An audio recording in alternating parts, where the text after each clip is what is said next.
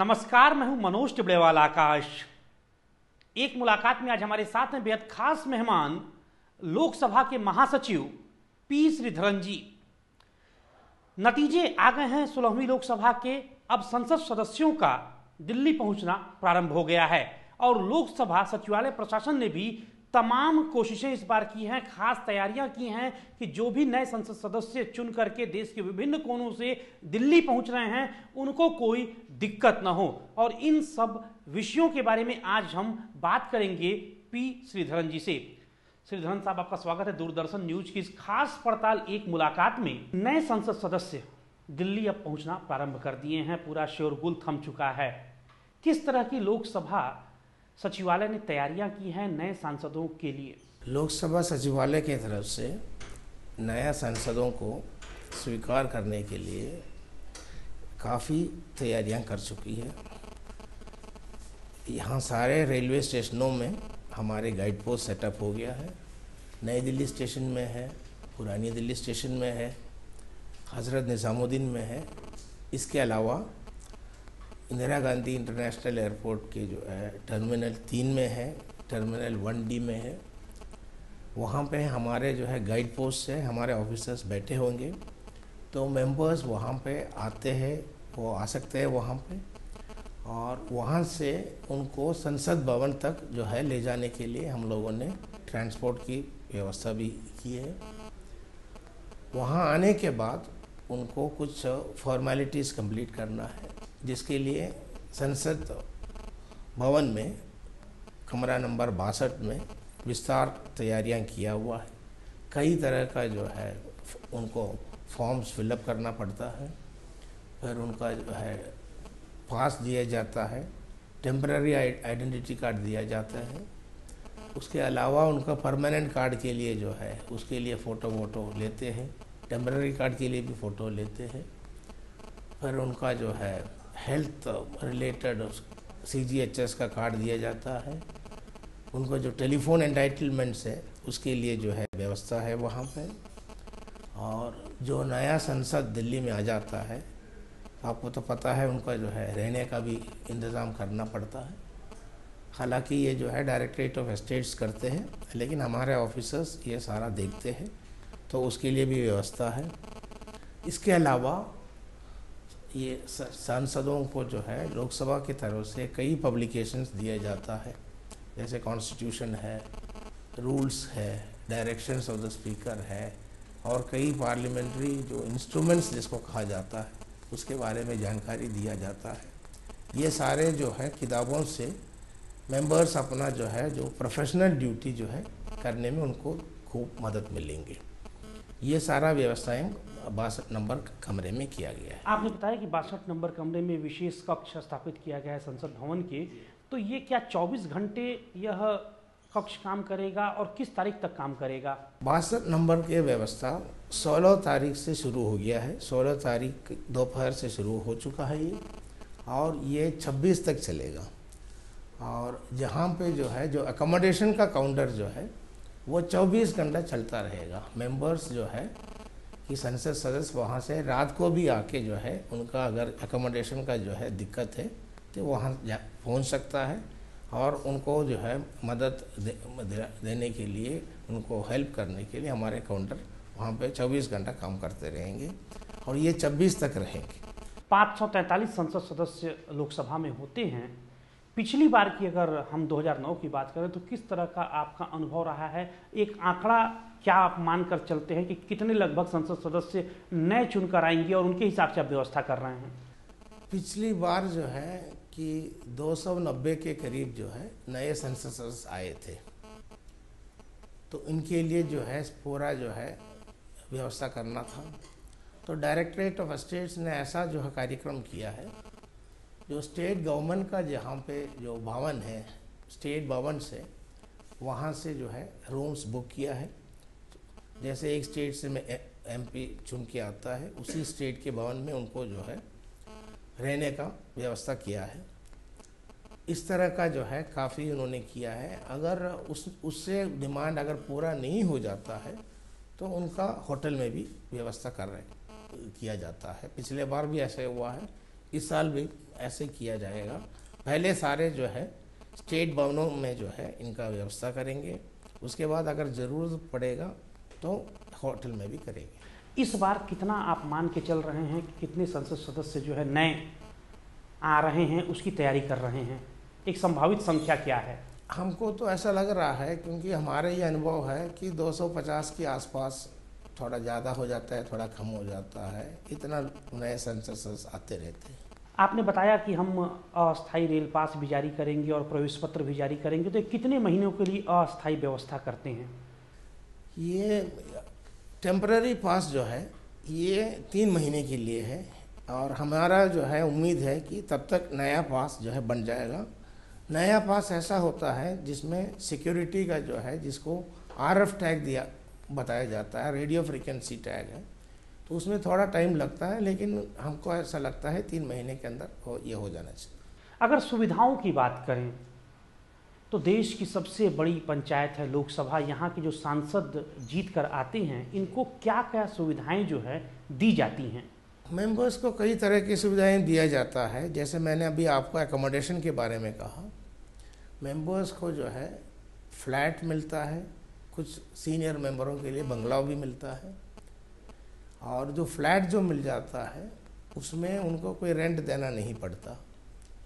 जिनको बंगला मिलता है उनको थोड़ा सा रेंट देना पड़ता है। इसके अलावा मेंबर को दिल्ली में और अपने कॉन्स्टिट्यूंसी में लैंडलाइन टेलीफोन का जो है सुविधा दिया जाता है। उसके अलावा जो है जो इंटरनेट कनेक्टिविटी के लिए और टेलीफोन कनेक्शन दिया जाता है, मोबाइल टेलीफोन भी दिया जाता है। ये टेलीफोन की बात हो गई। पर जो है बिजली पानी का भी व्यवस्था है दिल्ली में, जो है उनका जहाँ पे उनको रहना है वहाँ वो उसका भी व्यवस्था है। इसके अलावा आजकल जो है टेक्नोलॉजी का युग है, तो उनको हेल्प करने के लिए जो है कंप्यूटर भी दिया जाता है।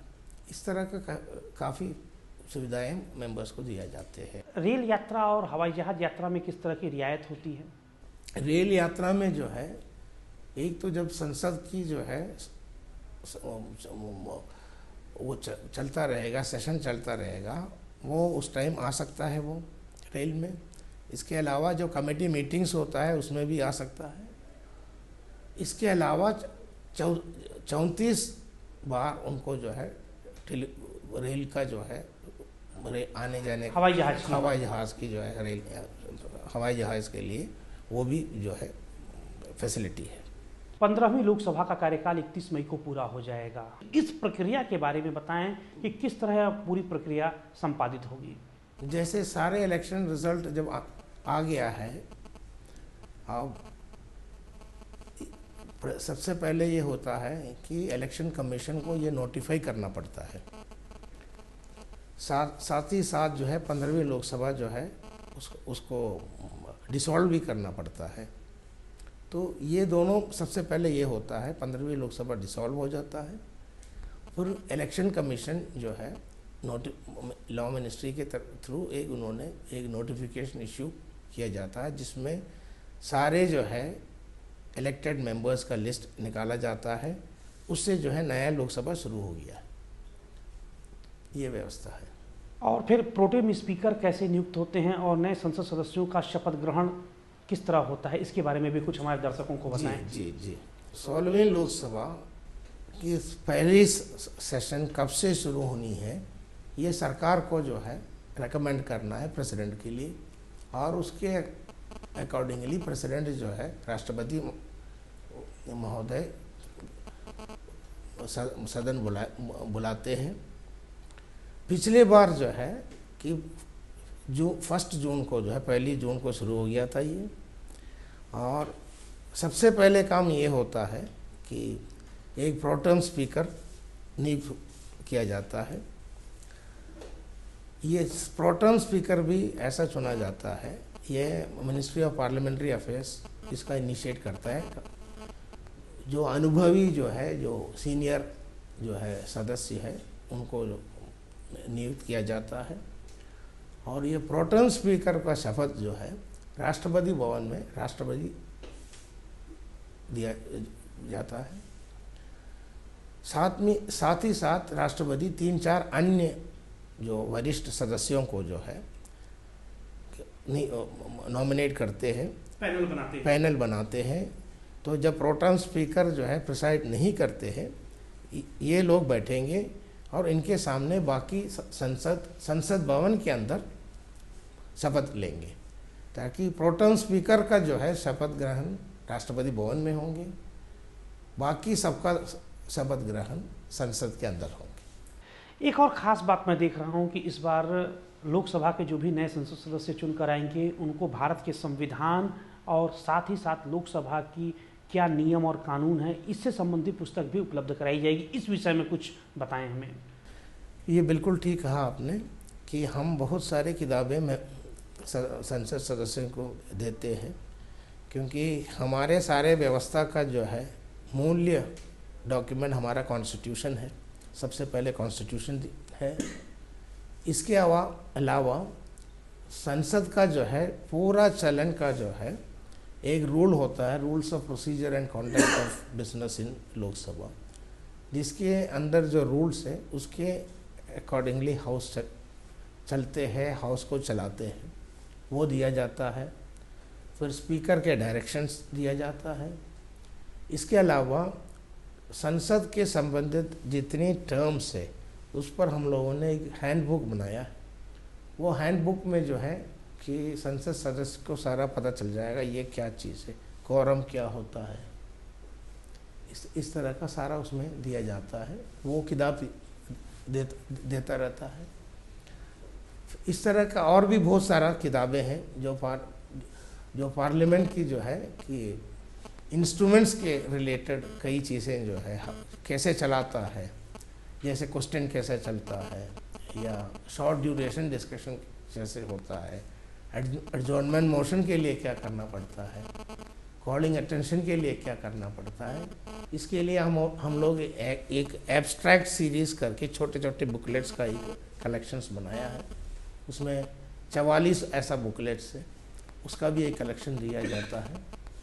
तो इस तरह हम लोग बहुत सारे डॉक्यूमेंट्स मेंबर्स के जो है मदद करने के लिए देते हैं, जिससे वो अपना काम जो है बहुत अच्छी ढंग से प्रोफेशनल वे में चला सकते हैं। हमारे इस एक मुलाकात कार्यक्रम के सबसे ज़्यादा दर्शक युवा वर्ग से आते हैं और तमाम ऐसे नौजवान हैं जो सिविल सर्विसेज की तैयारी करते हैं। उनके लिहाज से बड़ा महत्वपूर्ण सवाल है, प्रश्नकाल और शून्यकाल क्या होता है, इसके बारे में हमारे दर्शकों को बताएं। और लोकसभा के सदस्य किस तरह के सवाल प्रश्नकाल में पूछ सकते हैं और किस तरह के सवाल जो है शून्यकाल में पूछ सकते हैं।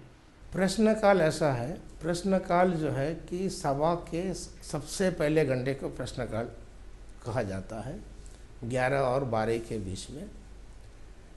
प्रश्नकाल में जो है कोई और चीज़ डिस्कस किया नहीं जाता है कि इसके अलावा जैसे अगर किसी मेंबर का जो है किसी का जो है देहांत हो गया, उनके लिए एक ओबिचुरी रेफरेंस किया है, या कोई एक नया मेंबर आ गया उनका शपथ ग्रहण करना है, या इंडिया में कोई अचीवमेंट किया है साइंस तो उनको जो है मुबारक देने के लिए कुछ रेफरेंस किया है। बाकी कोई और चीज़ नहीं होता है प्रश्नकाल में। प्रश्नकाल में मेंबर्स जो है जितने भी मिनिस्टर्स होता है वो मिनिस्टर्स को जो है सवाल पूछ सकता है। वो सवाल पूछने का कुछ नियम है। 15 दिन से पहले उनको नोटिस देना पड़ता है। और प्रश्न 2 तरह का होता है, एक स्टार्ट क्वेश्चन है, तारांकित होता है, दूसरा अनस्टार्ट क्वेश्चन है, जिसमें जो है लिखे दिया जवाब होता है। जो स्टार्ट क्वेश्चन है, जो तारांकित क्वेश्चन है, वो 11 और 12 के बीच में सदन के अंदर मेंबर जो है पूछते हैं। और इसके लिए एक लिस्ट सर्कुलेट किया जाता है। पहले जो है कि सचिवालय की तरफ से देखते हैं कौन कौन सा क्वेश्चन एडमिट हो सकता है। इसके लिए बहुत बड़ा विस्तार से कानून है, जो क्वेश्चन एडमिसिबल है, जो एडमिसिबल नहीं है। उसके बाद जो क्वेश्चंस जो है जो एडमिट किया जाता है उसका जो है लिस्ट निकलता है, जिसके लिए भी मेंबर का जो है जिसका पहले नाम आएगा, सेकंड आएगा, थर्ड आएगा, उसके लिए एक बैलेटिंग सिस्टम है। वो सब करने के बाद एक लिस्ट निकालते हैं। तो वो लिस्ट के मुताबिक क्वेश्चन जो 11 बजे क्वेश्चन आवर में टेकअप हो जाता है, मेंबर पूछते हैं और उसका मंत्री महोदय खड़े होकर जवाब देते हैं।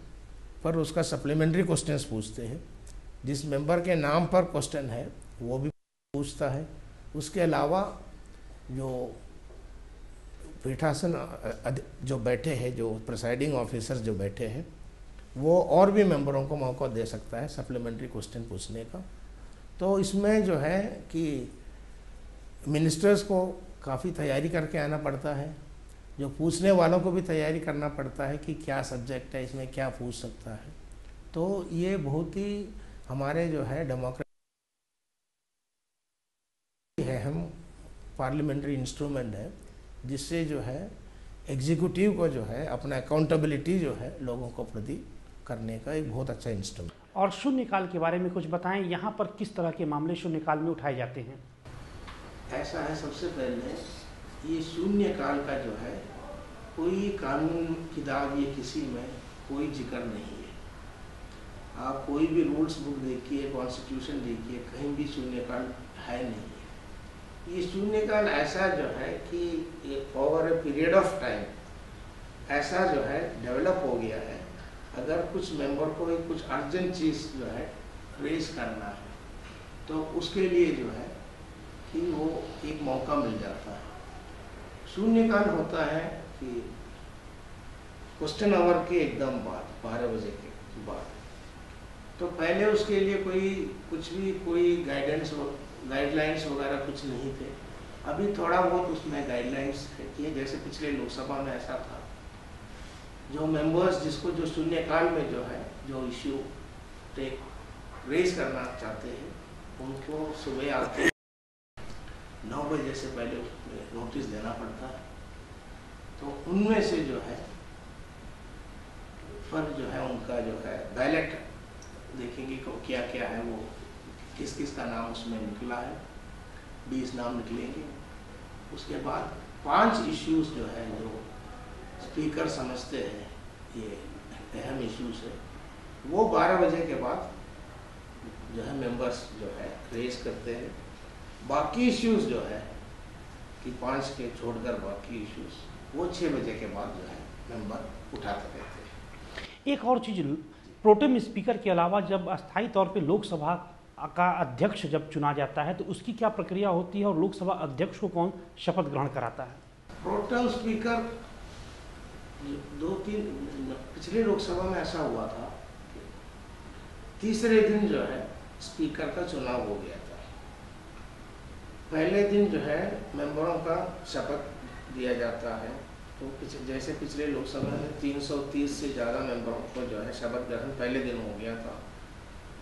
दूसरे दिन 150 के ऊपर मेंबरों का जो हो गया था और तीसरे दिन स्पीकर का इलेक्शन हो गया। तो स्पीकर का इलेक्शन के लिए जो है कोई भी एक मेंबर दूसरे मेंबर का नॉमिनेशन कर सकता है। एक मेंबर अपना नॉमिनेशन नहीं दे सकता है, उसमें सेक्रेटरी जनरल रिटर्निंग ऑफिसर होता है। तो जिस दिन इलेक्शन होगा उसके पहले दिन दोपहर तक जो है वो नॉमिनेशन दे सकता है। उसके बाद जो है कि जिसके लिए टाइम जो उसके लिए डिसाइड हो जाता है, उस दिन जो है वो हाउस में वो मोशन मूव हो जाता है तो वो पास हो जाता है। लोकसभा स्पीकर का दोबारा शपथ ग्रहण नहीं होता है। इसका मतलब कि दोबारा लोकसभा अध्यक्ष का शपथ नहीं ग्रहण होता, बतौर मेंबर जो शपथ ग्रहण है वही मान लिया जाता है। मैं आपको ये बताना चाहता हूँ, हमारे कॉन्स्टिट्यूशन में शेड्यूल 3 है, जिसमें जो है शपथ ग्रहण क्या होता है उसमें दिया गया है, वही शपथ ग्रहण का जो है शब्द उसी में लिखा हुआ। एक और महत्वपूर्ण सवाल, आपने भी बताया कि जो भी नए संसद सदस्य आते हैं उनसे उनका पूरा परिचय पत्र एक परिपत्र के रूप में भरवाया जाता है, एक तरह से बायोडाटा पूरा उनका बायोग्राफी, इसकी क्या वजह होती है? ऐसा है कि हम लोग लोकसभा सेक्रेटेरिएट की तरफ से एक डॉक्यूमेंट निकालता है जिसको हम हूस हू कहता है। उसमें हर मेंबर का जो है पूरा जानकारी उसमें आ जाता है, उनका लेजिस्लेटिव एक्सपीरियंस क्या है, उनका एजुकेशनल क्वालिफिकेशन क्या है। वो एक ड्यूरेबल डॉक्यूमेंट है, कभी भी किसी भी टाइम पर जो है किसी भी मेंबर के बारे में आपको कुछ जानकारी चाहिए तो ये ईजिली अवेलेबल डॉक्यूमेंट है। तो उसके लिए हम लोगों ने एक प्रोफॉर्मा बनाया है जिसमें डिटेल्स मांगता है मेंबर से, वो मेंबर भर के देता है। और ये हुस हू जो है कि 2-3 तरह से जो है हम इशू करते हैं। पहले एक छोटा सा करते हैं, बाद में एक बड़ा लंबा मोटा डॉक्यूमेंट जो है बन जाता है, ये इशू हो जाता है। प्रारंभिक औपचारिकताएं तो पूरी हो जाएंगी, इसके बाद क्या आप लोग कोई ट्रेनिंग प्रोग्राम भी संसदीय कार्यप्रणाली पर आप लोग ऑर्गेनाइज करते हैं? जी, जैसे आपको शायद मालूम होगा, हमारे लोकसभा सेक्रेटेरिएट में एक बॉडी है जिसका नाम है bureau of parliamentary studies and training. ये पूरा वर्ल्ड में जो है दुनिया में बहुत मशहूर है। विदेश से लोग यहाँ ट्रेनिंग के लिए आते हैं। हमारे सारे IAS ऑफिसर्स या जो भी है सिविल सर्विस में आते हैं, उनको भी यहाँ पार्लियामेंट्री प्रैक्टिसेस का ट्रेनिंग दिया जाता है। तो पिछले बार जो है हमने 1 हफ्ते का जो है मेंबरों का एक ओरिएंटेशन प्रोग्राम बनाया था, जिसमें वरिष्ठ नेता लोग आते हैं, वरिष्ठ जो है सांसद जिसको बहुत एक्सपीरियंस है, लेजिस्लेटिव एक्सपीरियंस है, कॉन्स्टिट्यूशनल एक्सपीरियंस है, वो आकर जो है उनको जो है लेक्चर देता है और एक ट्रेनिंग देता है। और जो मेंबर्स को जो है उससे बहुत लाभ मिल जाता है। अमूमन कितने दिनों का यह ट्रेनिंग प्रोग्राम ऑर्गेनाइज करते हैं और कैसे कितने की संख्या में करते हैं? उसमें ट्रेनिंग प्रोग्राम जो है कि पिछली बार हम लोगों ने 5 दिन के लिए ऑर्गेनाइज़ किया था। उसमें जैसे है कि पार्लियामेंट का रिलेटेड जो है बड़े बड़े इश्यूज डिस्कस करते हैं, वहाँ पे उस पर ट्रेनिंग दिया जाता है। जैसे अभी मैंने आपको क्वेश्चंस के बारे में अभी आपने पूछा था, तो क्वेश्चन आवर में कैसे क्वेश्चंस बनाया जाता है, उसमें क्या क्या देखना है, वो सारा उनको बताए जाएंगे, या कमेटी सिस्टम पे बताए जाएंगे। मेंबर्स का प्रिविलेजेस के ऊपर उसमें होंगे, लेक्चर होंगे। और भी कई चीज़ें हैं जो कोई पब्लिक के रिलेटेड जो है, आम आदमी रिलेटेड कोई चीज़ मेंबर जो है अर्जेंटली हाउस में रेज करना है, तो उसमें कई इंस्ट्रूमेंट्स हैं। शॉर्ट ड्यूरेशन डिस्कशन है, एडजर्नमेंट मोशन है, कॉलिंग अटेंशन है। तो ये सारा जितना भी इंस्ट्रूमेंट्स है, इसके बारे में जो है मेंबर्स को जो है बताया जाएगा। और सीनियर मेंबर्स जो जैसे उनको ट्रेनिंग दिया जाएगा, उससे काफ़ी मदद होगी। आजकल टेक्नोलॉजी का ज़माना है, नए सांसद आएंगे तो आप लोग कंप्यूटर और टैबलेट वगैरह भी उन्हें मुहैया कराते हैं, तो क्या इसका भी कुछ ट्रेनिंग प्रोग्राम करते हैं? बिल्कुल करते हैं। हमारे वहाँ जो है कि जैसे NIC वगैरह का जो इंजीनियर्स आते हैं, हम जो है साल में कई बार जो है मेंबर्स के लिए ट्रेनिंग प्रोग्राम ऑर्गेनाइज करते हैं। उनको बताया जाता है ये जो इक्विपमेंट कैसे यूज़ किया जाता है, और बहुत सारे मेंबर्स को खुद मालूम ही भी है। जैसे हमारा पिछले लोकसभा का एक्सपीरियंस है, कई ऐसा मेंबर्स है जिनको मालूम है, और अब जिनको मालूम नहीं है कई मेंबर्स जो है उसमें जो है दिलचस्पी दिखाता है, और हम लोग ट्रेनिंग प्रोग्राम ऑर्गेनाइज करते हैं। और सुरक्षा की अगर बात करें तो सिक्योरिटी किस तरह की आप मुहैया कराते हैं नए मेंबर ऑफ पार्लियामेंट्स को जो भी पहुंचते हैं संसद भवन? देखिए, संसद भवन में पार्लियामेंट सिक्योरिटी का अलग सिक्योरिटी सर्विस ही है। वो पूरा देखते हैं जो है मेंबर्स का जो है पार्लियामेंट के अंदर कैसा कैसा सिक्योरिटी दें, वो सारा वो देखते हैं। बाकी अगर कोई इंडिविजुअल मेंबर्स का जो है अगर स्टेट से किसी और जो है इंस्ट्रूमेंट के अंदर उनको सिक्योरिटी मिला हो, तो उसमें हमको कुछ लेना देना नहीं है। वो मेंबर और उनके साथ वो चलता रहता है, लेकिन पार्लियामेंट के अंदर हमारा जो है विस्तार के सिक्योरिटी सर्विस है।